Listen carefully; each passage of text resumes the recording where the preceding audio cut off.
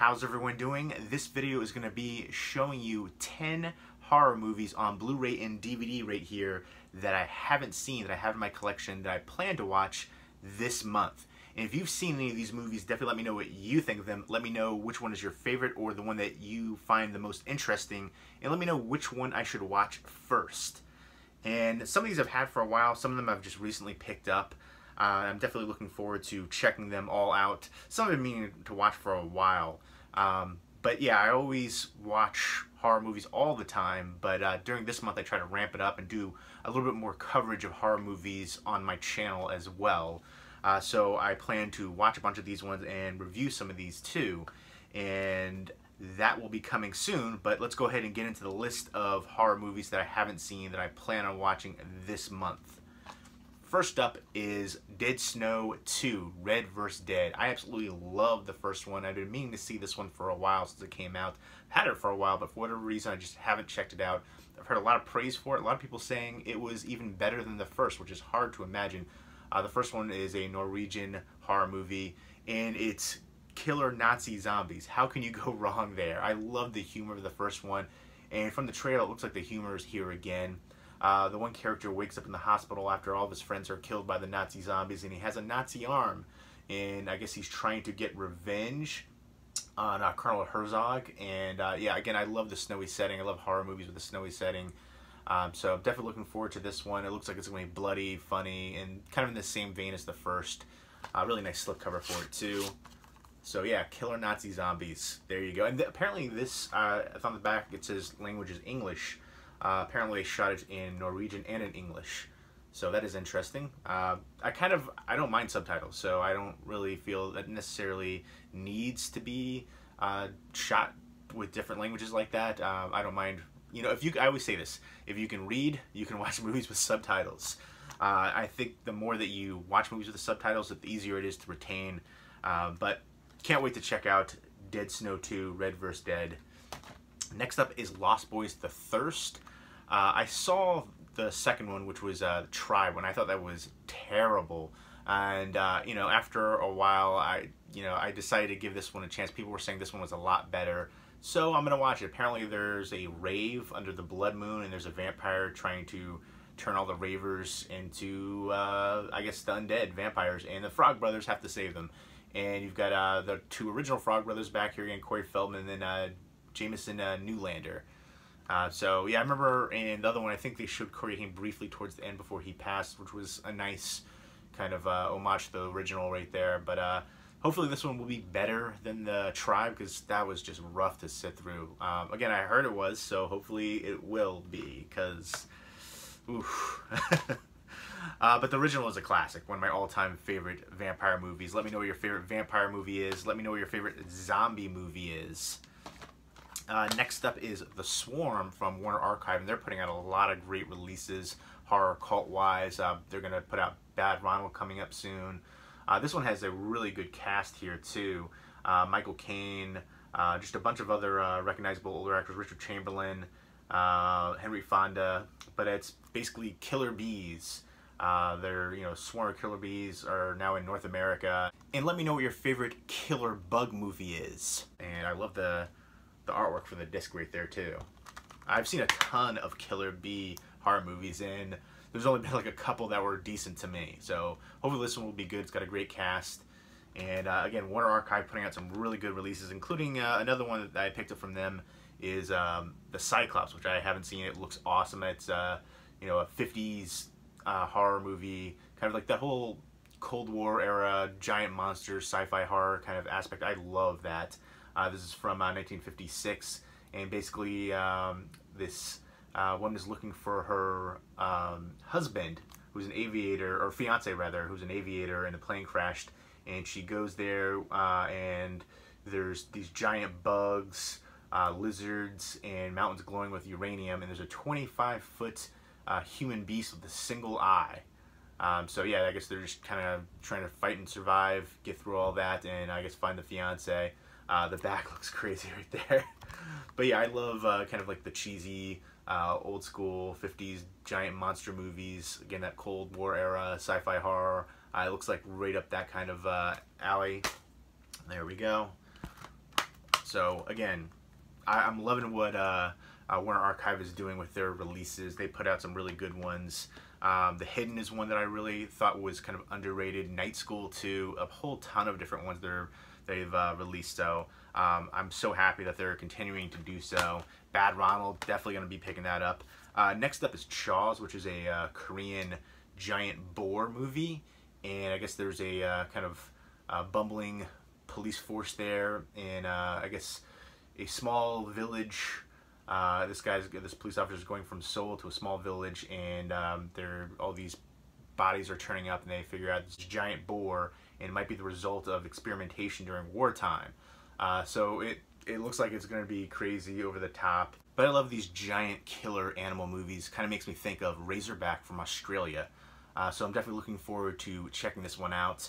It says if Jaws was looking to branch out on dry land, this is what he'd want to be right there. So that's a pretty big praise. And let me know what your favorite killer animal movie is, aside from Jaws, of course. And next up are some DVDs, and this is the 6 films to keep you awake.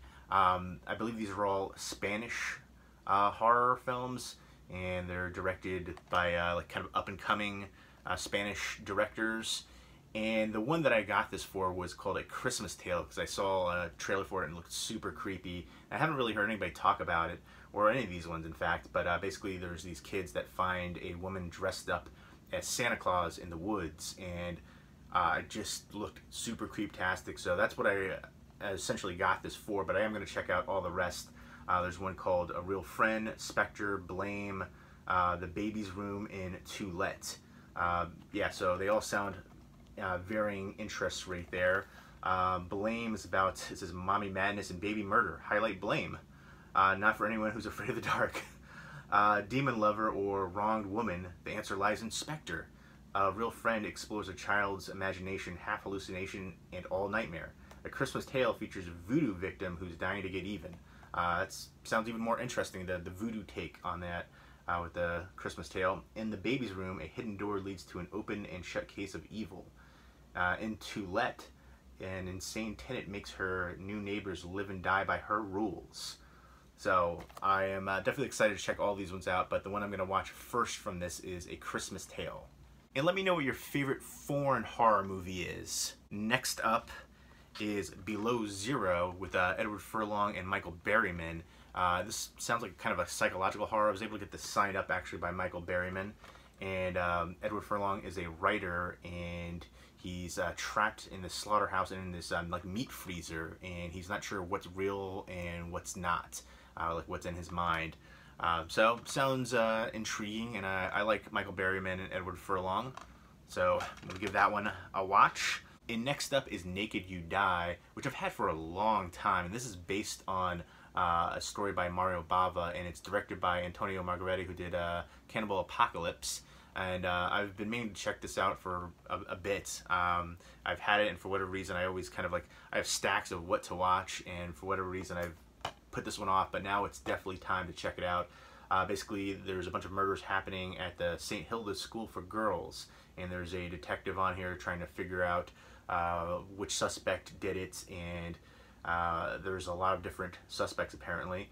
And this is like the first release that was completely uncut in North America.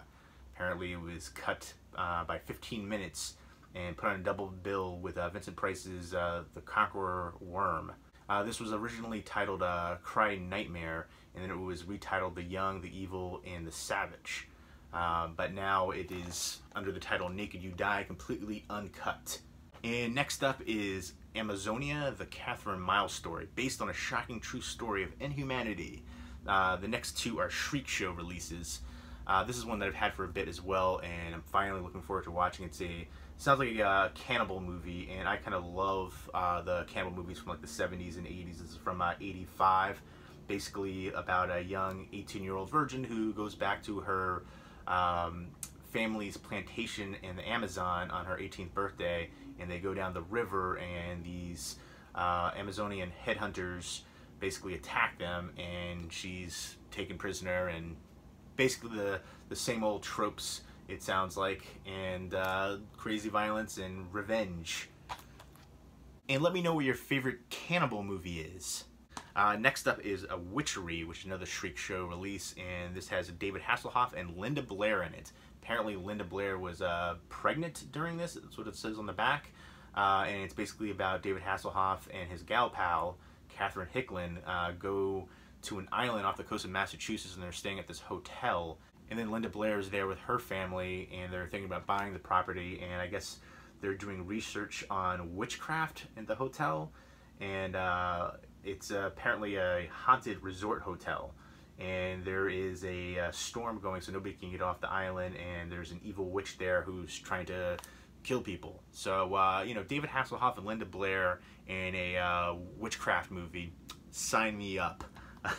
And this is from '88, so definitely looking forward to checking this out. I believe this has a double bill from Scream Factory as well. I'm not a big fan of the double bill ones if it's not in the same franchise. And I know Scream Factory's done a bunch of those double feature releases, including one for Video Did and TerrorVision, which I think both are awesome and deserve standalone releases. I definitely prefer standalone releases. I also don't like the double feature ones that aren't in the same franchise when I'm trying to organize my collection, because I'm not sure which one to put it under, which title.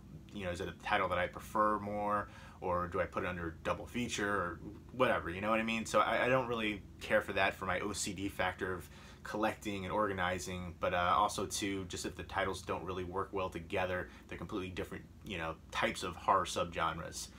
So yeah, I digress. Witchery definitely looks intriguing. I can't wait to check it out. The cast alone had me going for 80s horror cheese. I'm all for it. And let me know what your favorite witch or witchcraft movie is. So there you go. Those are the 10 horror movies on Blu-ray and DVD that I haven't seen, that I plan to watch this month. So expect some reviews coming up. And let me know if you've seen any of these ones, what you think of them, which one is your favorite or sounds the most interesting to you, and which one I should watch first. Leave me comments or video responses down below. Hope everyone's doing well. Take care.